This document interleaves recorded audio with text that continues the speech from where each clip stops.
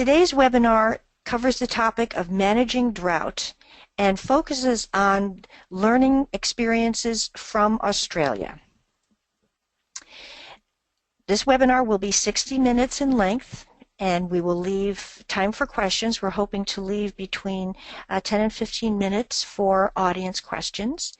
If you're hearing my voice, you have figured out the audio. If you're only seeing the screen, know that audio is through both your telephone or your computer microphone or speakers. There are two different options in GoToWebinar that you can use. We are muting the phone line in listen-only mode in order to preserve the recording capability and make sure the recording is as clean as possible. But we do want you to type in questions throughout the webinar that we will answer for you at the end of the presentations. Both Dr. Stuart White and Heather Cooley will be available during the question and answer period, as will I as well. So the three speakers that we have are speakers that are involved in this project and have been involved from the very beginning. The Institute for Sustainable Futures originally came to the Alliance for Water Efficiency to propose a project, and we added the Pacific Institute to give us their spin on how this might be relevant experience for the state of California. So this is a team that we put together at the very beginning of the project to take a look at Australia's experiences from their millennial drought and how that might inform other parts of North America that would be experiencing similar drought conditions. The report was published earlier this year, and the purpose of this webinar is to discuss the findings of the report, to talk about the results from the project study, and to translate the lessons learned from Australia's Millennium Drought, which covered a 9 to 10 year period, and translate that for those of us in North America that might be experiencing similar stresses and water impacts. We are blessed of having numerous project partners and funders that made this project possible. In addition to the three partners I mentioned, the Alliance for Water Efficiency, the Institute for Sustainable Futures at the University of Technology, Sydney, and the Pacific Institute in Oakland, California, we had funding supporting this project from the Water Research Foundation, from the Metropolitan Water District of Southern California, and from the San Francisco Public Utilities Commission, specifically the Water Department side. We're very grateful for the funders who made this project possible, and we are again hoping to share the results as widely as possible to make sure that this work gets disseminated and becomes useful for those who are planning water resources and water efficiency programs. So at this point, I'd like to turn it over to Dr. Stuart White, who is the director of the Institute for Sustainable Futures, and he will kick it off and talk to us about Australia's experience. Thanks very much, Marianne, and thanks to everybody for logging on for this webinar today. Next slide, thanks. And what I'd like to talk about today, as Marianne says, is the experience in Australia, but also in other places that we've worked around the world. And because of the short time, we won't have time to go into everything that's in the report. The report is available, of course, on the Alliance for Water Efficiency website, and there's quite a lot more material than we'll get time. But just to highlight enough of the key messages from the report so that we can at least trigger some of the questions and discussion. Next slide, thanks.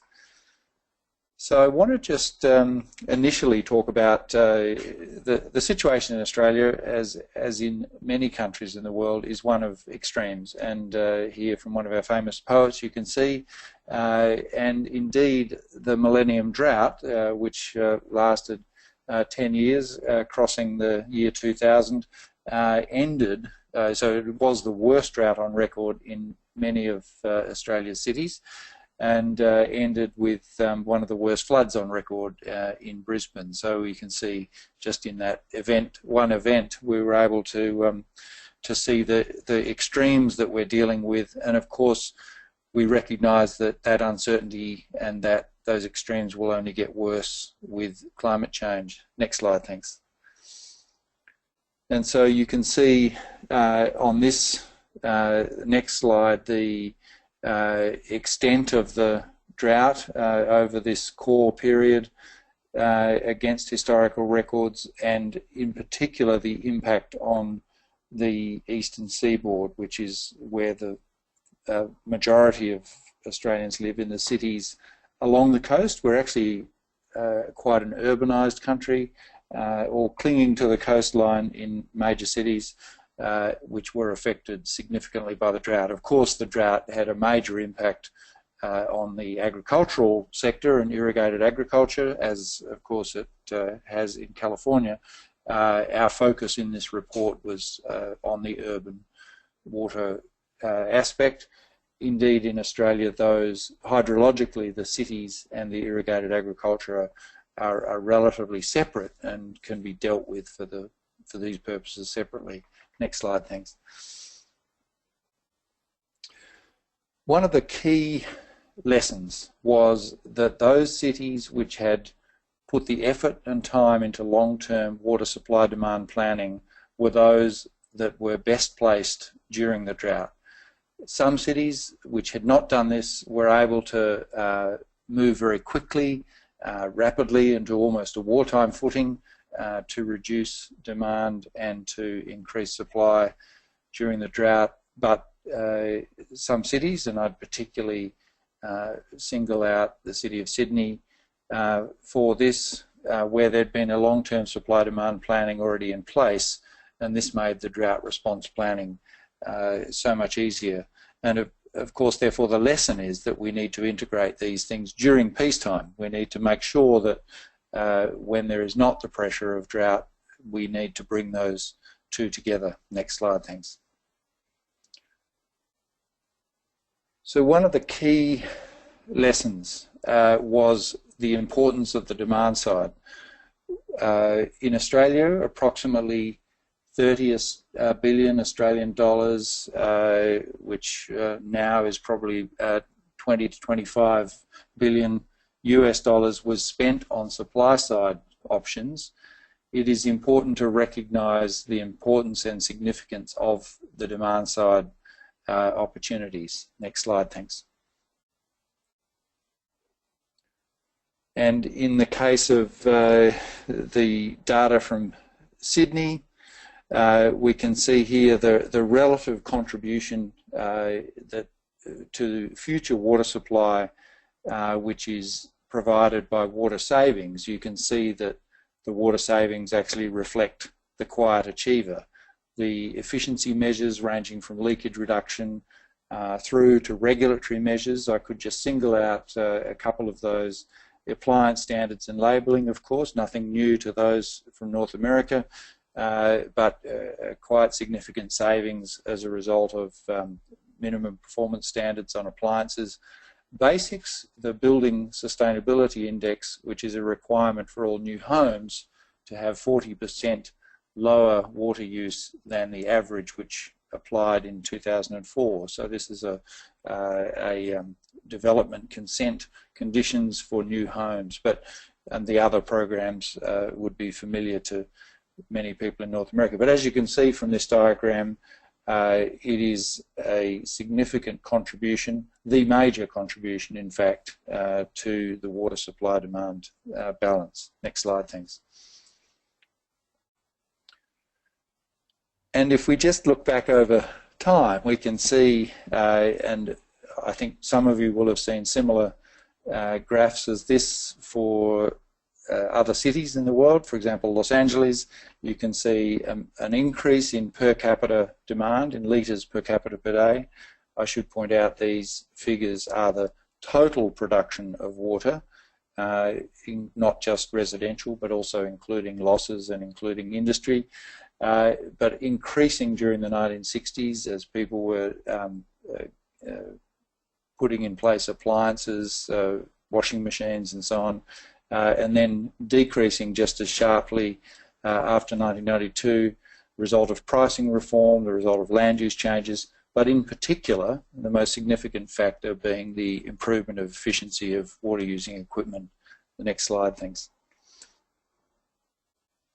So we can see here that we've added over 1 million people to the City of Sydney in that time period, but the absolute demand in terms of total demand from storages has not increased over that period, and indeed significantly increased after the drought started because of the restrictions. Next slide, thanks.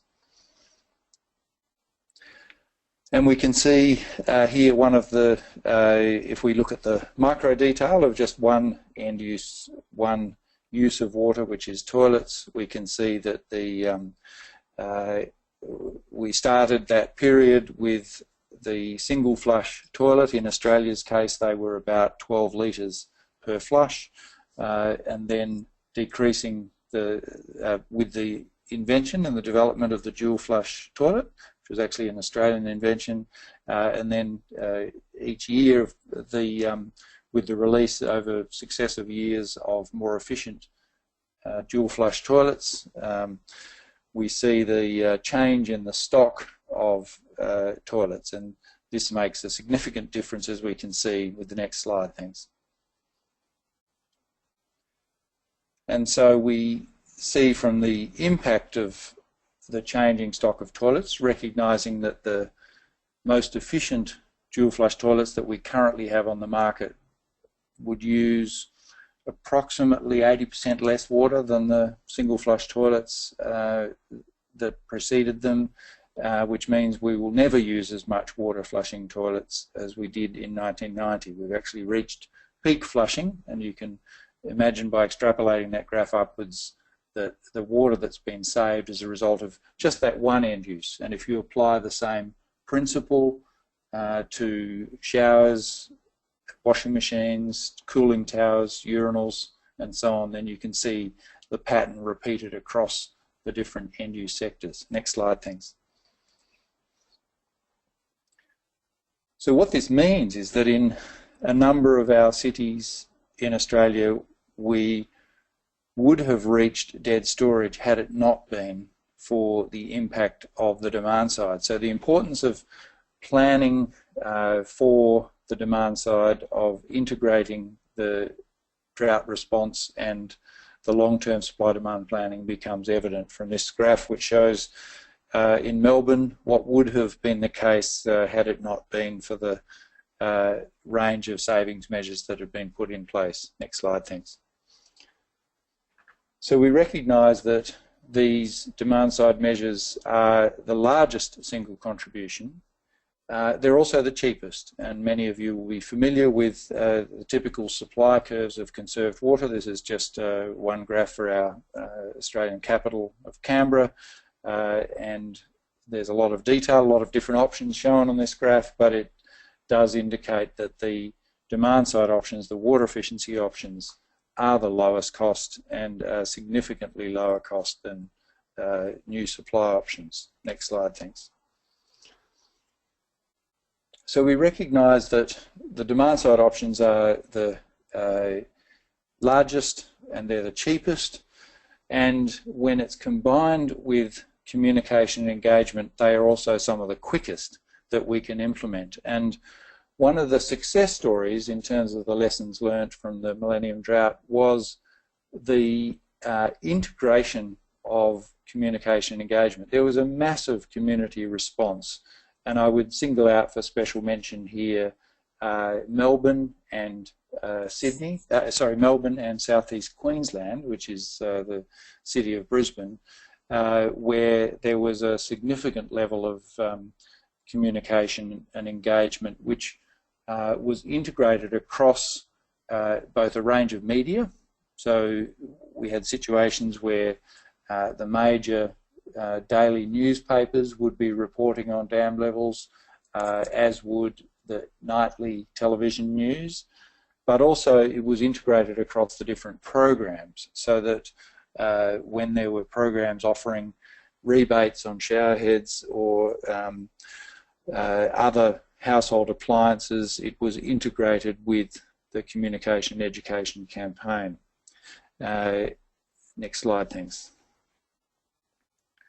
So if we see in this particular case of southeast Queensland, the region in the north of Australia, the northernmost capital city, we can see that there was a major and quite integrated program which included water use restrictions. And I would single out for mention Target 140, which was an effort to try and reduce the average household water use down below 140 litres per person per day. It actually exceeded that target and reached 125 litres per person per day, or 33 US gallons per person per day. And part of the success of this program was a high water users program. The government wrote to the top 10% of users, so approximately 100,000 users, and pointed out that they were in the top 10, many didn't realise this, and asked them to participate in this program. There was a mandatory requirement to participate in a survey, to send back a survey form or go online to fill out a survey at risk of being fined, and there was a over 90% response rate.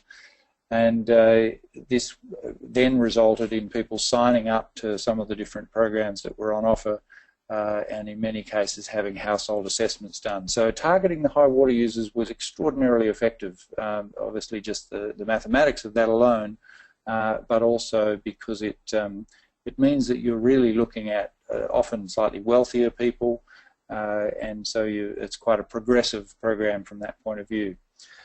And there was a major investment in water efficiency, as there was in supply options. It was a rapid movement to increase supply options. Next slide, thanks. And we can see here part of the incidence curve, the consumption by the different consumption bands, and how significantly that long tail was pushed down, and you can see how it was possible to reach from a relatively high level. Brisbane had some of the highest water consumption in Australia prior to this time because they came relatively late to pricing reform, and you can see the massive change that occurred. Next slide, thanks. Another aspect of this is that, interestingly, the water use restrictions, the requirements to curtail water use outdoors on lawns and gardens, and to not hose down pavement and so on, were quite well accepted across the country. This was not everywhere. In some cases, and I think particularly in Melbourne, they were probably pushed to the edge, and it probably started to impact on the community rather more. But certainly some of these surveys show there was very strong public support for the water use restrictions. Next slide, thanks. And the other aspect of this, and one thing that I think we did not do as well and would be a good lesson, is that we didn't ask the community about some of the large decisions that were being made on their behalf in relation to water supply demand planning. So while we were very good, I think, across the country at the one-to-many communication, in other words, communicating to users about what they needed to do and what help they could get, what we did not do was to use good, highly readily available community engagement tools to ask them how much of their significant money should be spent on different options, and what are the levels of service that are expected from the utility. These are questions that really should be answered by citizens using some of the techniques shown here. Next slide, thanks. Another aspect was that the implementation of demand-side programs enabled us to defer the point at which we would reach dead storage. And one of the aspects of that was that, which was a missed opportunity in fact, was that we could have implemented more opportunities for localised reuse of wastewater and stormwater. And while there were some examples and some states, this was an opportunity. I think there's a famous saying, never waste a good crisis, and there was some opportunities that were not wasted, but there were many opportunities missed to put in place systems, for example, sewer mining systems to capture wastewater and to particularly irrigate playing fields, parks and gardens and so on. Next slide, thanks. So the importance, what this graph shows, and a lot of work was done, and looking at the depletion curves and projecting forward what was the likely depletion from dam levels around the country, and then to say, if we were to reduce demand rapidly through contingency options, through accelerated demand management, what would that mean for these depletion curves? And generally, it flattens the depletion curve out, extends the time at which we're likely to reach dead storage, which actually enables some of the larger, higher capital supply works to come on stream.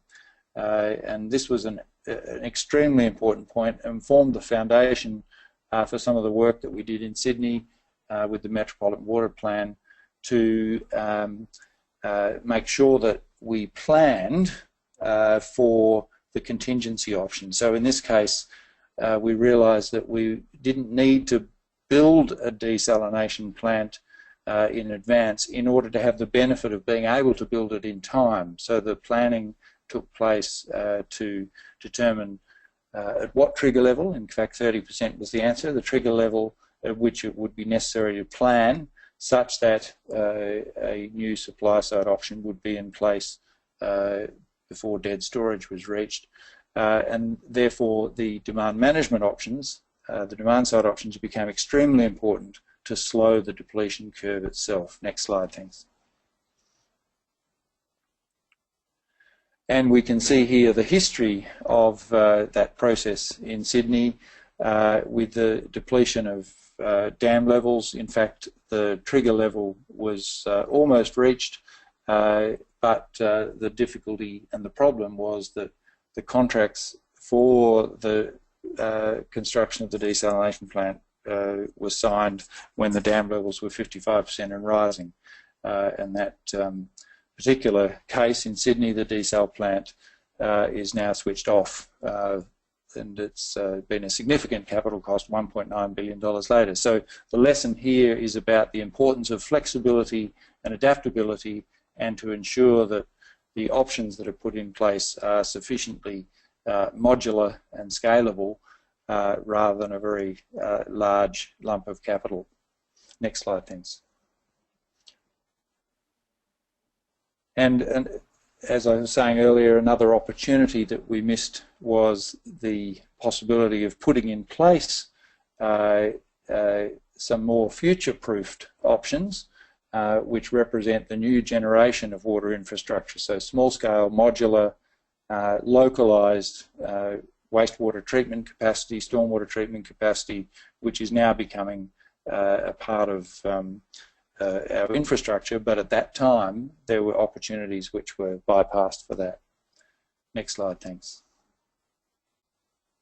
And we're starting to see from some of our research that it's quite possible that the cost of that fourth generation of water infrastructure, the localised, high efficiency systems, may actually be lower than the current generation of water infrastructure. Next slide, thanks. And we can see here an actual case. This is right in the centre of Sydney, and a large new development which has a 1 million litre per day wastewater treatment plant underneath that development, which captures the wastewater and recycles to a high level for cooling towers, for irrigation and for toilet use. And again, certainly not a unique situation, but one which represents potentially the future and an opportunity lost during our drought to implement more systems like this. And next slide, thanks. So finally, just to the last point I'd like to make is about the importance during the drought of data monitoring and measurement to actually understand what was happening in terms of the water supply and demand situation, recognising that, of course, in many cases we were moving into a new era which was worse than the previous worst drought on record. So we've actually had to reset the hydrology on a number of our systems. But the importance of the monitoring and measurement on the demand side, to understand the demand in order to then put in place rapid response measures in terms of accelerated demand management. Next slide, thanks. And that includes an awareness of and projection of demand. Next slide, thanks. And also an analysis of the relative costs of improving, of reducing demand through water efficiency and supply side options. And of course the ranking of options will change when we're in a situation of drought response, because there's another dimension, which is the time it takes to develop and implement options, which is often not there when you have a long-term supply-demand planning. So we need to take that into account in the planning process. Next slide, thanks. So just to conclude, the most important thing was the integration of the supply-demand and the drought response. That the demand-side options were not just the biggest, but they were also the cheapest and the quickest options that were implemented in a number of cities, and particularly singling out Queensland, Sydney and Melbourne. Speaking is important, but listening is also important, and that putting in place no regrets options, so future-proofing the system was crucial, and that we couldn't have done any of this unless we'd been had in place measurement and monitoring systems. Next slide, thanks. And certainly happy to respond to any questions, and the report itself, as I said, is on the Alliance website. Thanks very much. Thank you very much, Stuart. Appreciate greatly your summary of all the conclusions coming from the Australia experience. And I'd like to turn it over at this point now to Heather Cooley, who is the Water Program Director for the Pacific Institute, and she's going to further explore the topic of translating these drought lessons from Australia to California and to the rest of North America and beyond. So Heather, turn it over to you. Thank you, Marianne. So I'm Water Program Director here at the Pacific Institute. We're based in Oakland, California, and as Marianne mentioned, my role in this project and today is to translate some of these lessons from Australia for California. And though I think to be thinking more broadly, because much of what was learned there can be applied in other parts of the United States and other parts of the world. First, I want to talk a little bit about current conditions, because there have been a lot of questions around the severity of the drought and whether it continues. This figure shows major surface reservoir conditions as of April 27th. We can see that conditions have improved, in particular in the northern parts of the state. Our two largest reservoirs, Shasta and Lake Oroville, are above average for this time of year. But other reservoirs, particularly those that are more southerly, are well below average, New Melones and San Luis, for example.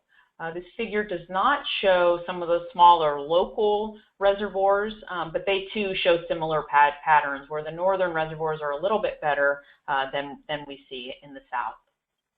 Moving on to look at groundwater conditions. This figure shows groundwater levels from fall 2005 through fall 2015 here on the left. And what we can see is that across the state, more than half of the monitoring wells have dropped by 10 feet or more during this period. These wells are not merely concentrated in the San Joaquin Valley, which is where we often think of the most severe groundwater overdraft, but in fact they can be found throughout the state and in the northern parts of the state. The figure on the right looks at groundwater conditions in the Central Valley over a much longer time period going back to 1962. And what we can see is that it's not unusual for groundwater levels to decline during droughts.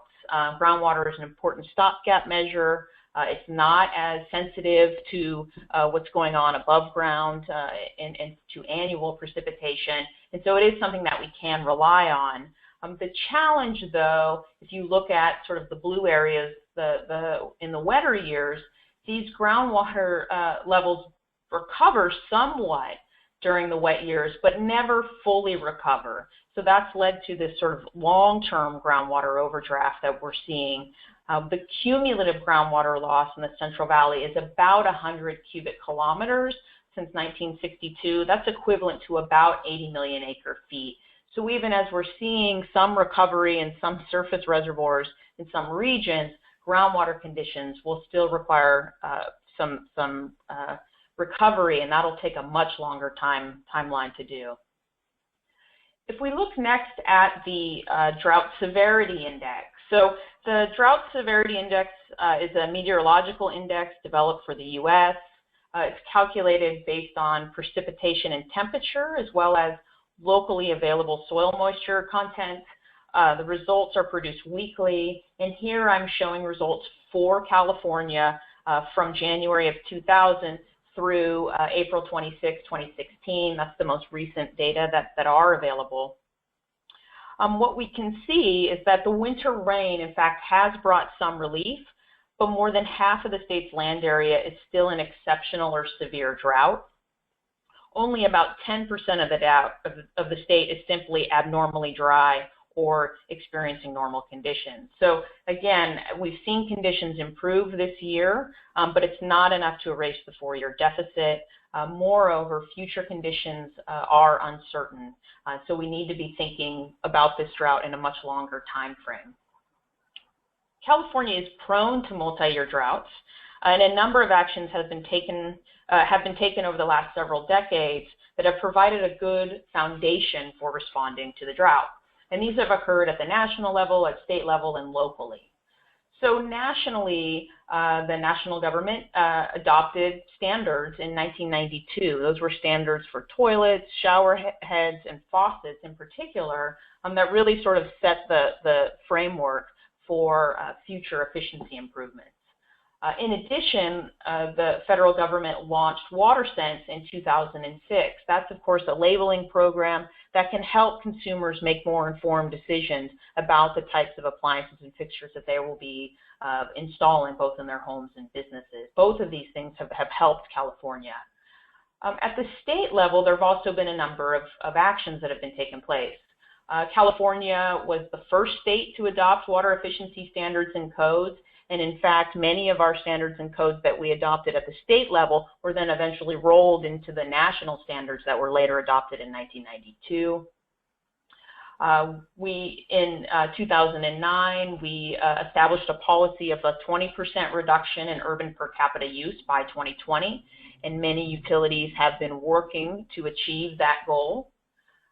We've also seen at the state level investment to diversify water supplies and interconnect systems, much of that being done through, for example, Proposition 50, Proposition 84, and more recently through Proposition 1. And of course, at the local level, many utilities prepare drought contingency plans as part of their urban water management plans. They've been implementing programs and investing in water conservation and efficiency since the early 90s, in some cases even earlier. They've also been investing in local storage and in new supplies. So again, all of these actions have really provided a good foundation for responding to the drought. If we look just as a demonstration of that, let's look a little bit more closely at toilet water use in California households. So back in 1980, toilets in California were 6 gallons per flush. That was the standard flushing volume. At that time, given that population, about 750,000 acre feet of water was going just to flush toilets. if we had not passed a toilet standard and we were still using these 6-gallon per flush toilets, our current household water use, again, just for flushing toilets, would be about 1.2 million acre-feet. A series of toilet standards, both at the state level and at the federal level, fortunately have saved us about 640,000 acre-feet. And if we look at current toilet water usage, it's actually less today than it was in 1980, despite adding about 15 million people to California. If we had been using at the higher level, at the 1.2 million acre-feet level, certainly responding to this drought would have been much more difficult. We would have had to take much more severe actions and measures in order to respond.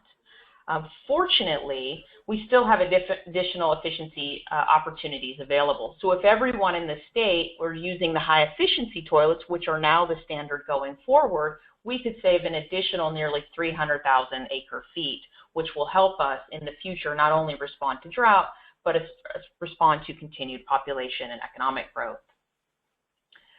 So if we look, we have a good strong foundation, we've made a lot of improvements, but there's still a lot we can learn, not only from Australia, but in fact from others.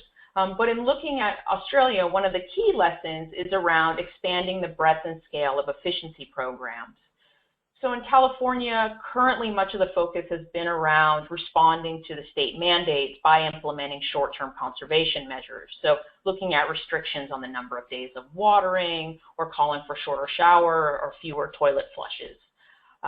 When we look to, there have, though, I will acknowledge there's been a lot of investment, particularly in Southern California, on lawn rebate programs.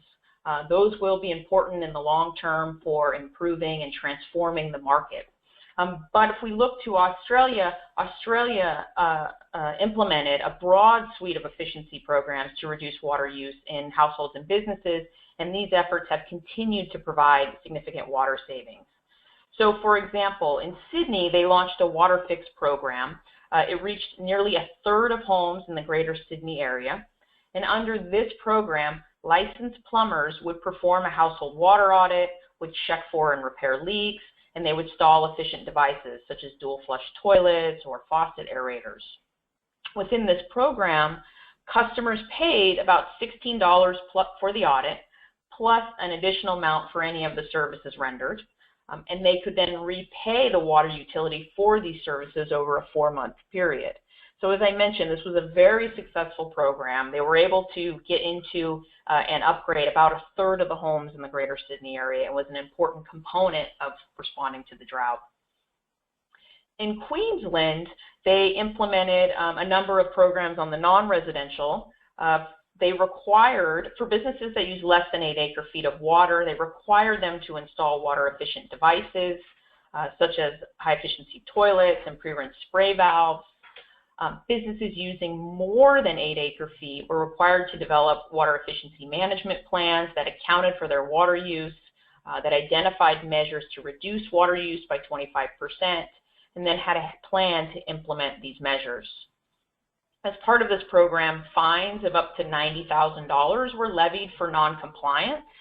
However, to assist with compliance, rebates and incentives totaling $2.2 million were provided to more than 2,000 customers. So it wasn't simply about sort of creating a mandate. That provided, I think, the framework. It was the combination of that with the rebates and incentives, and as Stuart mentioned, some of the education programs, which is really what enabled them to get the get the significant savings that they saw. A second lesson is around balancing supply and demand management using a least cost planning approach. So there's renewed interest in developing new supplies in California to respond to the drought. And here again, Australia can provide lessons. During the drought, Australia built 6 major seawater desalination plants as well as large recycled water plants. Today, in many cities, these plants have been shut down, which highlights the risk of building large, expensive new supply to meet drought-related needs. As Stuart described, this least cost planning approach could help to avoid some of those mistakes. So least cost planning requires consideration of the full range of supply and demand management measures, and then pursuing the least expensive measures first. Adopting this approach would help to ensure we avoid some of the more expensive measures that eventually are not used once the drought ends in favor of the less expensive measures. Another strategy is the readiness approach, which again, Stuart talked about a little bit. With this approach, their specific water supply or demand measures are only pursued when certain criteria are met. So the appropriate approval and the permits are all put in place, and then once you reach a certain trigger, say a water supply level, that then sort of turns on the contract or the various steps that are then needed to bring that project to fruition. This again is another way of being prepared for the situation, but then not creating infrastructure or investments that become stranded assets once the drought ends. Another lesson is around improving integration. California water systems are highly fragmented, making it difficult to coordinate an effective drought response. Australia generally has far fewer water utilities. However, in some regions, they did have a number of utilities that were responsible for providing water. So in Southeast Queensland, they had more than 20 councils that provided water service.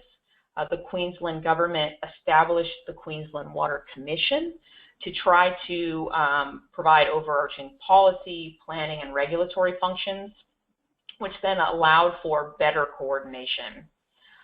In California, the state and many regions are already moving in this direction and in fact have made investments in this over the past several decades. Much of this is being done through the sort of integrated regional water management and some of the planning efforts at that scale. I think, though, there could be a renewed effort in trying to improve integration within the context of drought planning and preparedness and response within that more integrated approach. And so I think another opportunity for us to learn from Australia. The fourth lesson is around addressing pricing and short-term revenue losses. This is an issue, of course, that's coming up increasingly in California as utilities are struggling with meeting with the law or meeting their revenue requirements given the large reduction that we've seen in demand. Australia did not use pricing as a mechanism to incentivize conservation, due in part to concerns about impacts on low-income households and on renters who often don't have the authority to make any real changes within the house. After the drought ended, however, water bills did go up, mostly to pay for the large-scale supply and infrastructure. So again, I think we can look at Australia and build upon this. I think this presents a real key opportunity for California to carefully investigate whether it's the short-term drought surcharges or other measures could be designed to address the equity concerns, to incentivize water savings during the drought, and potentially to avoid some of the longer-term costs for customers. The final lesson I think we could learn is around improving data monitoring and measurement. So as Stuart indicated, this was a real key area for Australia. It helped them to plan for various measures, when to implement them, how much they would cost, how they compared with one another. We've made some real improvements, I think, in California in this area. The state now requires utilities to report on a monthly basis water use. That's forcing us to have some important conversations around how much water people are using, how much they could be using. But we could still be doing more in this area.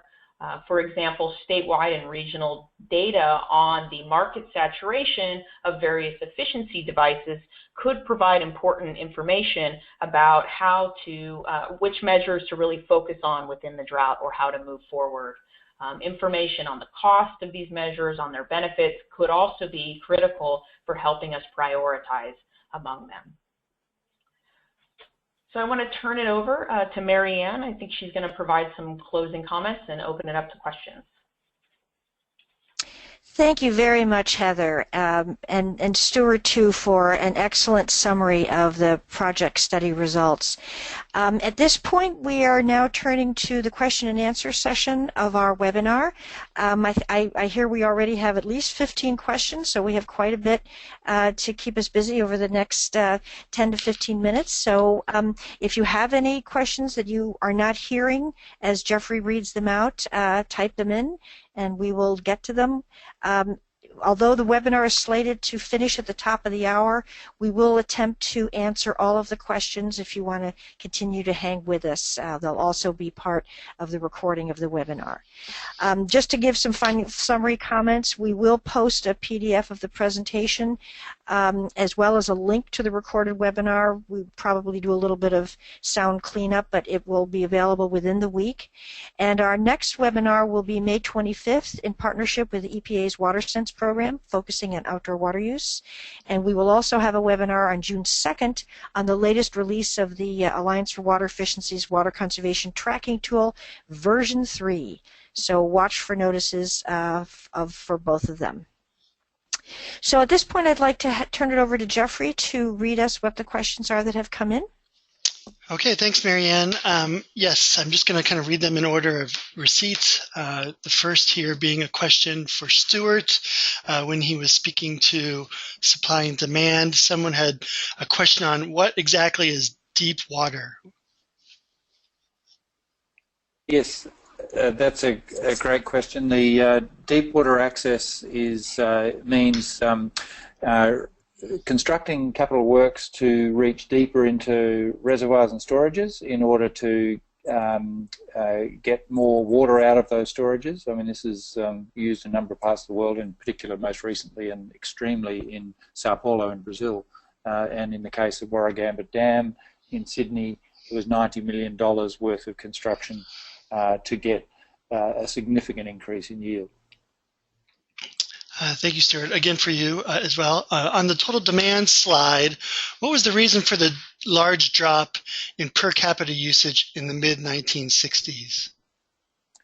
I'm just bringing that graph up. Yes, I see that would have been another restrictions period. And the restrictions, particularly in those days, made a significant difference to demand, as indeed they did during the Millennium Drought. Thank you. Stuart, is water conservation effort combined with land use management efforts? What was the procedure related to getting a permit for water use for new urban developments? I think the questioner is referring to if you're constructing a new development, for example, you need to get a permit to get a water supply. Would that? Correct. Is it possible? Yeah. Okay.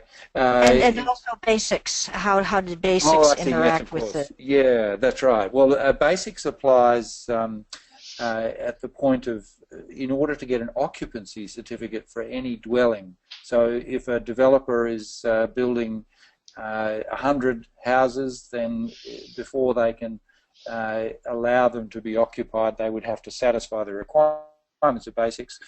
Basics is unusual in that it's a performance-based tool rather than prescriptive. So unfortunately every state in Australia, as in the United States, is different with the regulatory framework, and most states have a prescriptive framework which says you shall have this kind of shower head, or you shall have this kind of rainwater tank of this size, and so on, whereas Basics says you have to do such measures as you can prove will reduce the demand by 40%, and it could be recycling, it could be rainwater, it could, and obviously efficiency goes without saying. So in that sense, it's a superior approach, and it does have the force of law.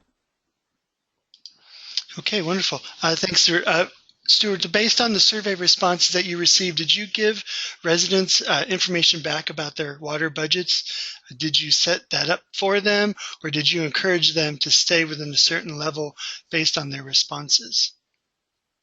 Yes, I think that question would be referring to the South East Queensland Target 140 and the High Water Users Program, and in which case, yes, the customers did get feedback about their their water consumption, including informing them what band they were in, what percentile. Now, many water utilities, of course, do that on their bills, both in Australia and here in California. But what this was in during a drought, an exceptional circumstance, and combined with a lot of other programs and measures. So that's partly why it was so effective, and it was tailored because it was literally they call it one-to-one program, and it was literally a one-to-one, if you like, targeting and coaching. Okay, thank you. About that Target 140 effort that you mentioned, was the top 10% users determined by comparing users to a certain benchmark, or the top 10% users in terms of volume? It was the top 10% in terms of volume. Some people, of course, will be aware of areas like Irvine Ranch County, which have very detailed knowledge about occupancy. In Australia, we don't have such knowledge, so all that we could go on was the household water use. Having said that, once the surveys were submitted, then it was possible to determine, because we then had occupancy and appliances and so on, it was possible to make a more tailor-made response. Thank you. Stuart, how did the drought impact the relative water allocation to public supply, urban versus agricultural uses? Yes, a very good question. I mean, as I was saying during the presentation, in Australia, it's partly because the cities hug the coast.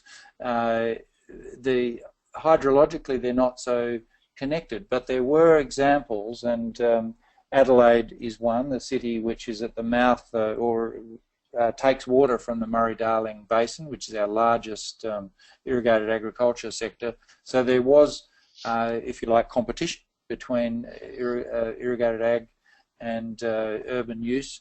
And similarly in Melbourne, one of the responses to the drought was both a desalination plant and what was called a north-south pipeline, which was to save water in agricultural areas for transfers. Now, while that idea has some merit, and certainly agricultural savings could be much lower cost than urban savings in some cases, there are also social factors that need to be taken into account, and also in this case a very high capital cost associated with the transfer pipeline. So it wasn't a straightforward low-cost implementation in that case. So there are not many examples around Australia where there is such a conflict, but there are some, and of course they have to be handled sensitively. Thank you. Stuart, how was a fee structure used, if at all, to reduce demand? Not as much as it could have been in Australia, I must say.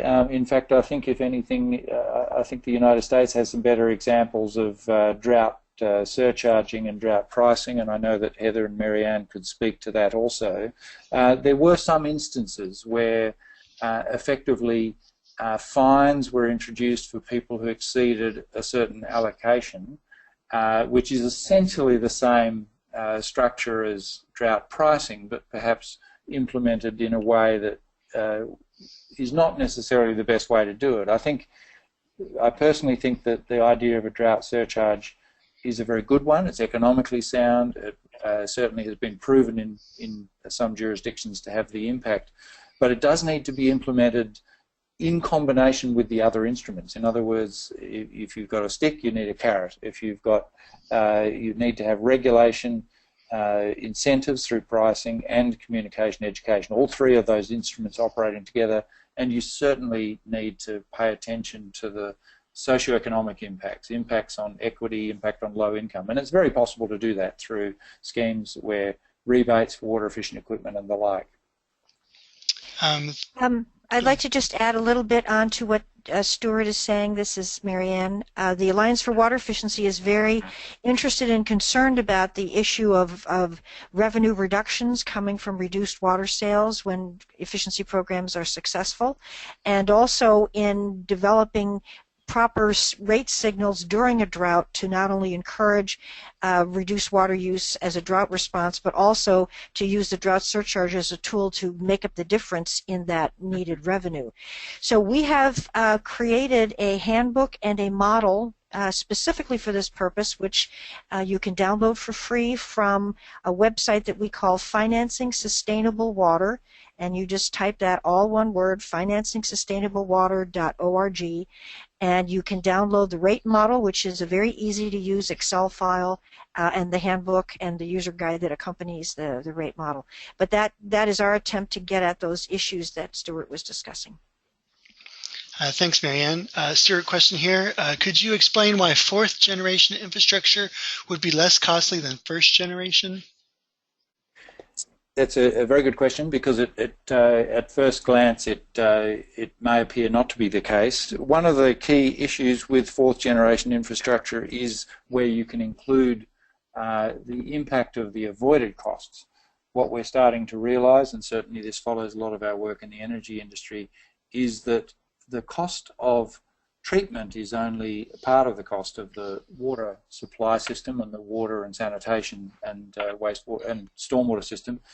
In fact, the cost of transport is also significant. If you take that into account over the long term, then it appears that in some circumstances it may be better to treat close to the source rather than have more extensive networks with larger pipes and transport systems.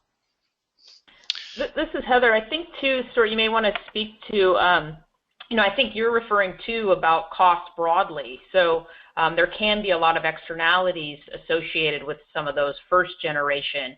So there were costs that were borne by others. I think when you're thinking about that fourth generation, you're thinking more broadly about not only the external cost, but also the potential for multiple benefits with some of these alternative approaches. Absolutely, because the fourth generation, and I didn't spend much time discussing that, but on the slide you can see some of the characteristics. It includes efficiency, it includes the capture of nutrients, for example, a large amount of the energy content of water and wastewater, the carbon content itself, and so on. We're starting to recognise, as Heather is alluding to, that the externalities associated with our current systems, if we can reduce some of those, then we may have a more cost-effective solution. This is very much in flux at the moment, and it also depends on what value and what cost we put on our existing centralised systems and the transition to those. But we see that the water sector is going in some ways the same direction as the electricity sector, with the rise of decentralised energy, energy efficiency and so on, with probably a 10 to 20 year delay. Okay, thank you. Was there any work undertaken to minimize unaccounted for water leakage by the water providers, Stuart? Yes, well, in Australia, a lot of that work had been done prior to the drought, thankfully, so it fits into that category of if it hadn't been, then we would have been in difficulty. Having said that, there were some accelerated programs. So Sydney, for example, had put in a system to inspect 21,000 kilometres of pipeline every 3 years.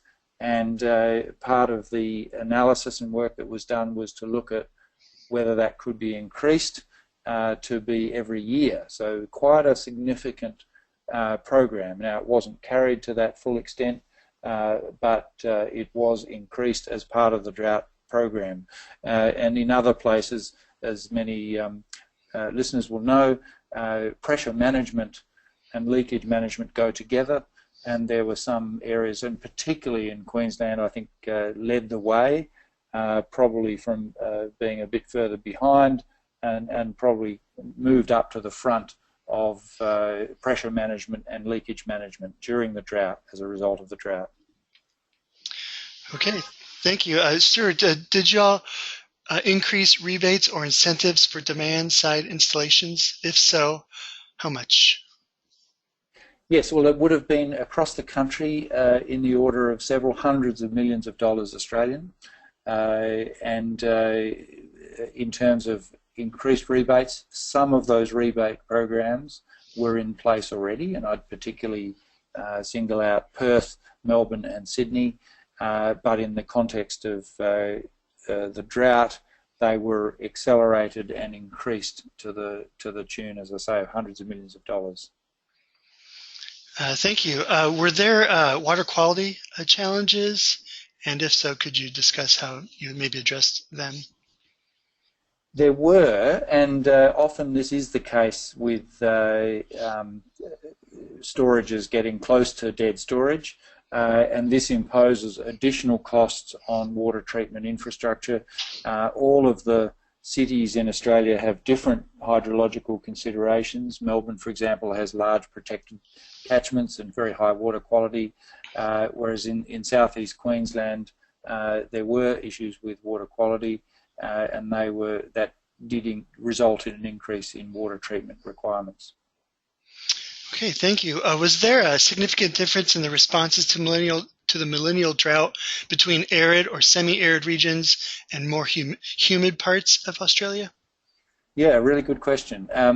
Indeed, the major impact is that across the eastern seaboard, I mean, it mirrors the United States. Of course, we've got a east coast subtropical systems, so Brisbane, to some extent Sydney, and then we have Perth and Adelaide, which would be much more like, for example, San Diego. And what you see is a strong difference in terms of outdoor water use. So in fact, during the drought, close to the worst drought on record in Sydney, we had some of the wettest periods in the city itself, because the catchments are distinct from the city itself, which means that the requirements for outdoor water use were not exceptionally higher. Whereas in Melbourne, that wasn't the case. Melbourne, much closer to a temperate climate, the outdoor water use was really missed. The restrictions on outdoor water use were much more impactful in the Melbourne context because of those climatic differences. So it does make a difference, as it would, of course, in a country like the United States. Thank you, sir. Two questions here, two shorties. What is the current post-drought per capita water use, and what is the status of the 6 desal plants that were constructed? Yes, well, starting with the second question, as Heather alluded to earlier, with the exception of Perth, most of the desal plants are offline, and because the high operating costs means that they're not needed, and therefore they're mothballed. Whereas in Perth, of course, a very different situation. They actually provide, to some extent, baseload water supply for the city of Perth. We're a very different hydrological situation over there. And with the level of demand has gone up slightly, but it has not bounced up to anywhere near what it was before. So, for example, in southeast Queensland, as I said, the target 140 was overshot to be 125 litres per capita per day, which is about 33 gallons per capita per day. And I think it's gone up to around 170 litres per person per day, which would be up closer to 40-something gallons, whereas previously it was 300. So you can see that while it's gone up slightly, it's nowhere near what it was before. So there has been an irreversible one-time structural shift in water use as a result of the measures that were implemented. Wonderful, thank you. Let's see, regarding those desal plants again, what impact has building them, what impact on water bills for customers has there been with the building of those desal plants, and then also on the continued implementation of conservation, since the big capital costs need to be paid off by increased revenues? Yes, it's been problematic. I mean, in the case of the Sydney context, it was $125, so $100 per household per year was the direct cost. That was in one city, in Sydney. It's also significantly, or at the time, it significantly increased the energy intensity, along with other measures that were put in place during the drought, intercatchment transfers and so on, which required extra pumping. So it has increased the energy intensity, at least while they were operating. And it has had the ending of the drought and the major capital expenditure has resulted in a reduction in attention being paid to water efficiency by most water utilities around Australia, almost all water utilities. I think this is quite problematic because it means that there's a significant loss of intellectual capital and corporate knowledge, which when the next drought, I say when, not if, when the next drought comes, it will cost a lot and be quite difficult to recreate that corporate knowledge. So part of this project, one of the benefits as it happens of this project, is that we have been able to document some of the lessons from the drought for Australian consumption during the next drought. So that's a silver lining from this particular project. Thank you, Stuart. A question for Heather. Heather, where did the 20% figure come from, and how much avoided consumption, gallons or acre feet, does that represent? The 20% figure, I think what they're referring to is the statewide target, the 20% reduction in urban per capita water use by 2020. So that was a number that was written into state law. There was a bill that was passed that had that goal. There are now discussions around sort of the next goal.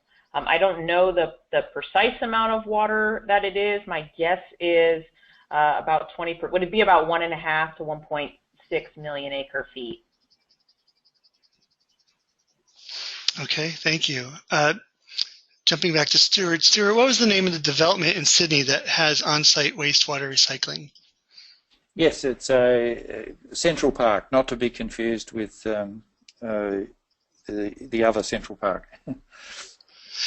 Thanks. I'm not sure who this question would necessarily be related to, so I'm just putting it out there generally. What has been the role of departments of health in drought management planning for water systems? The role of Department of health departments.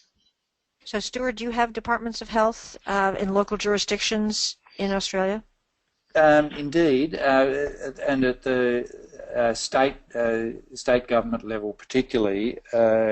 And I guess there are a couple of ways that they would become involved. I mean, one is the use of recycled water and the use of recycled stormwater, where they would be responsible for the regulation of reuse. And that's been a slow process of improving the regulatory framework to make it easier. And that's happening, and it's good news. The other aspect, I suppose, would be in the concern about restrictions and their impact on public health. There was actually some concern, and particularly in Melbourne, where, as I said earlier, there was a greater impact of restrictions. Where playing fields, for example, were more difficult for people to play on. They grazed knees and the like. It was actually quite a serious situation from that point of view, the loss of green in the city. And so health authorities were, and many public authorities were concerned about that. And I think that's where I think we missed an opportunity to put in place, for example, sewer mining and so on. So you'd have two health departments would be involved in both aspects of that. But I do think there were opportunities that we could have taken up. Okay, thank you. Let's see here, sorry. Australia, a question comment. Australia has a higher population density and different seasonal climate patterns that support irrigation. Would you speak to those differences in North Americans' ability to respond to drought, i.e. not pricing, more focused on indoor leaks? Yes, I'm not sure that, I mean, the US, Southern California, of course, has probably a lower urban density than some parts of Australia, but I think there are many similarities. In Adelaide and Perth, there are lower urban density in terms of suburbs and single-family dwellings and with larger backyards. So I think there are some similarities there.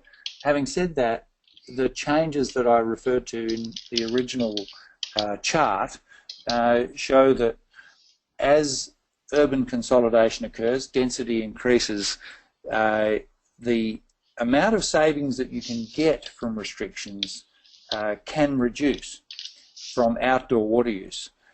But what we were quite surprised by in some of the analysis that was done after this drought was how much water was actually saved indoors during the period of restriction. So even though there's no way that that can actually be regulated, people did come to the party with shorter showers, making sure their washing machine was full, perhaps not flushing the toilet every time that it was used, that sort of thing. It was very evident from the data that sewer flows were reduced, indoor water use was actually reduced. So I think there are ways that we can, as we change the focus from outdoor water use, because the outdoor water use itself will be starting to reduce, we can change the focus onto indoor water use. Thank you, Stuart. Here's a question. I believe it's to you, Stuart, but it might be to the group as a whole. How do you measure the penetration rates of water-efficient devices, and can you comment on the relative savings between behavior changes and the more efficient device installation? Yeah, I'll have a first go at that. It's a very good question, and one that has been the subject of a lot of our research, is to try and distinguish between these two. Part of what we end up with is an empirical analysis of the savings as a result of these large-scale programs. And thankfully, we now have such a body of practice with hundreds of thousands of retrofits, as you do here in California, that it's possible to do what we call a matched pair mean comparison. So we can actually compare with great accuracy the savings as a result of implementing, for example, a shower head retrofit program or a toilet retrofit program. So we can actually separate out all of the factors, or take into account all of the factors that are at play, whether it's a take-back effect or some other measure like that, a behaviour change complicating factor, and see what are the actual savings, and then measure them over time as well to see what their longevity is. So we're reasonably confident now, compared to how we might have been, say, 10 to 15 years ago. We're reasonably confident about the savings that we get from those programs, and those almost certainly do include behavioural factors.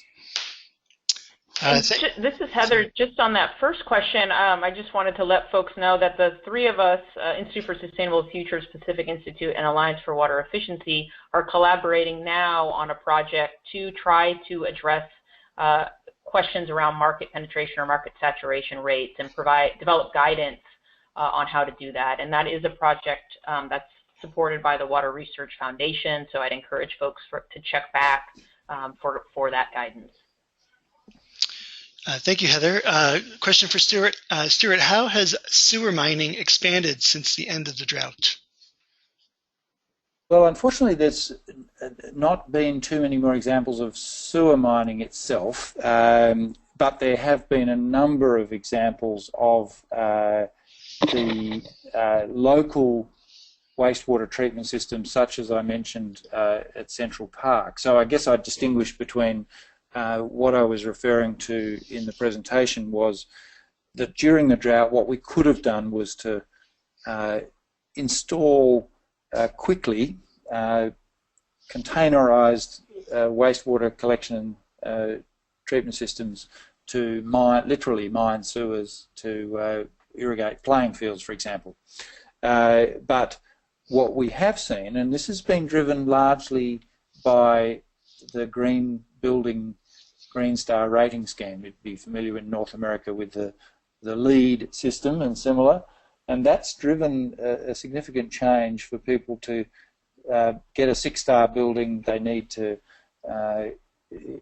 have some innovation, such as localized energy and water generation, and that's actually driven a lot of this, and now we're starting to see it being picked up by the industry for other reasons, including long-term costs and so on.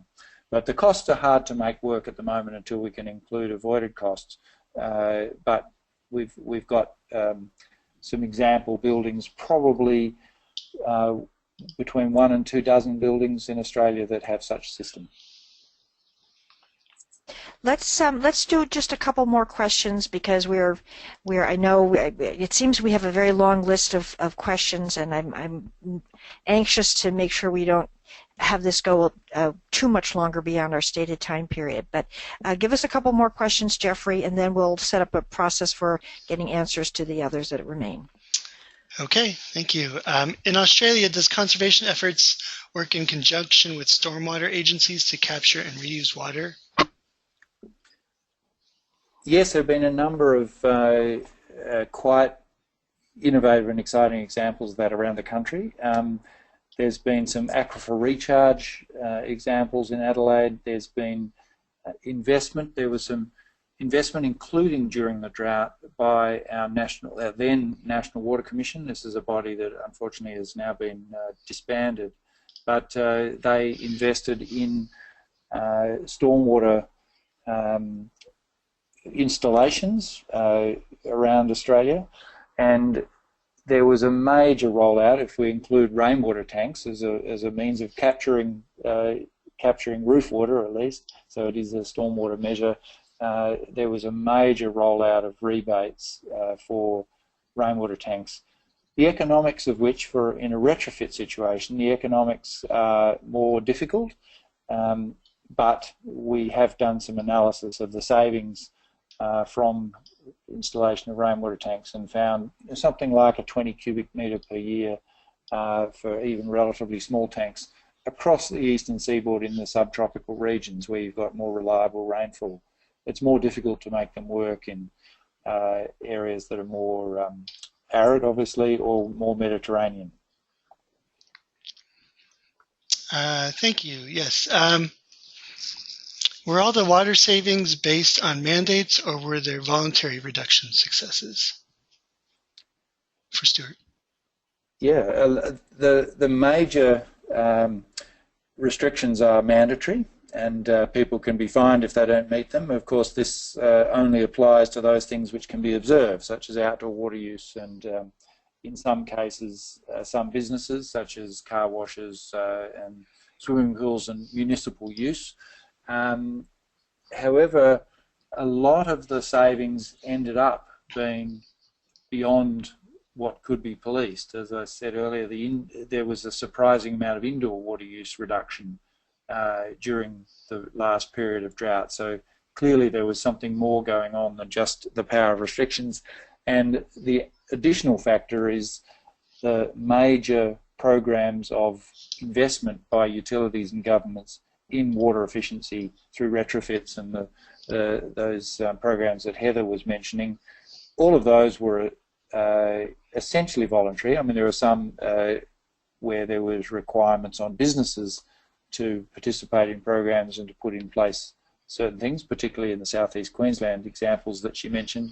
But most of them were people voluntarily taking up a generous offer, but getting with the spirit of those offers. So I think I'd come back, I think, to the idea that if you use communication education in combination with regulation and in combination with incentives, those three together in balance, then you have a much more effective program than if you rely solely on regulation or solely on communication and education.